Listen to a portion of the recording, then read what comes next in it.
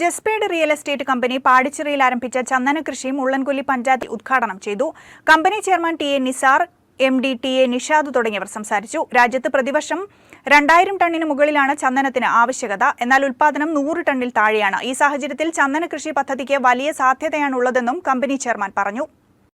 ഞങ്ങളിപ്പോൾ പറഞ്ഞു 1400 ഏക്കർ, അതിനെ 5 സെൻറ്റ് പ്ലോട്ടാക്കിയിട്ട് 22,000 പ്ലോട്ട്. അപ്പോൾ അതിൽ ഞങ്ങൾ ഇപ്പോൾ പ്ലാൻ ചെയ്തിട്ടുള്ളത് 2 ഏക്കറിൻ്റെ 700 പ്രൊജക്റ്റാണ്. അപ്പോൾ ഈ 2 ഏക്കർ ഞങ്ങൾ മൊത്തം കോമ്പൗണ്ട് വാൾ വെച്ച് കവർ ചെയ്യുന്നു. ആ കോമ്പൗണ്ട് വാൾ കംപ്ലീറ്റും ഇലക്ട്രിക് ഷോക്ക് കൊടുക്കുന്നുണ്ട്. ഒന്നാമത്തെ കാര്യം. 2 CCTV ക്യാമറ.